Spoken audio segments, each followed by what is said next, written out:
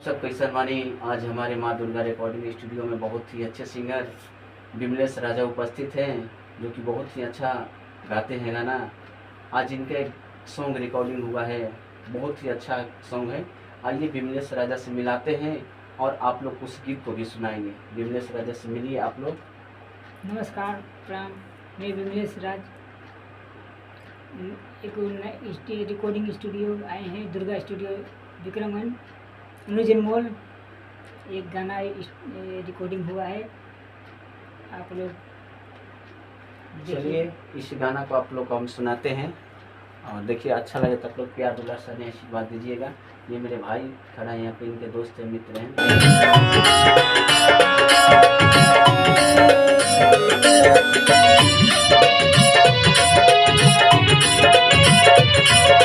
माँ Durga recording studio Vikramganj.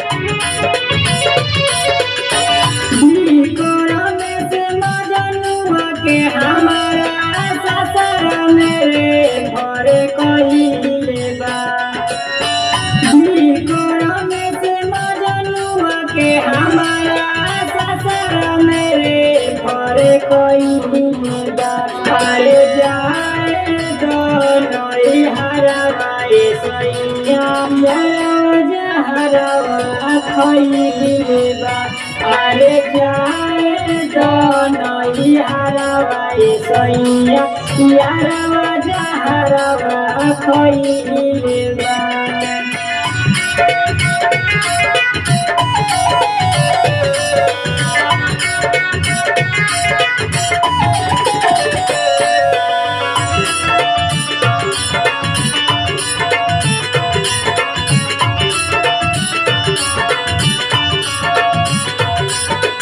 शादी को दे पछतात बानी हम हो, नैहर में यारवा के देखे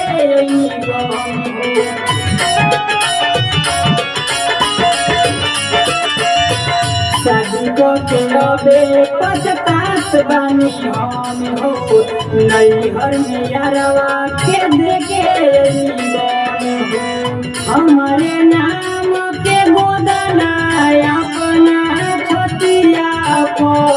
गोदवलेबा। हमारे नाम के गोदना अपना छोटिया को गोदवलेबा। अरे जाए तो नई हरवाई सैया यारवा जहरवा खइलेबा। अरे जाए तो नई हरवाई सैया यारवा जहरवा खइलेबा।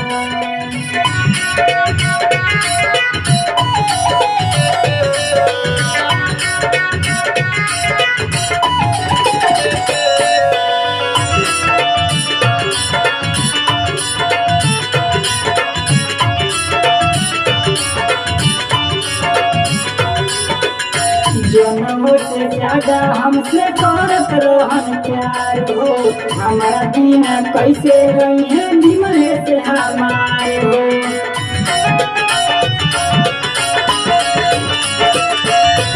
जन्म से ज्यादा हमसे करत रहन प्यार हो, हमारा बिना कैसे रही है अनु हमारे हो।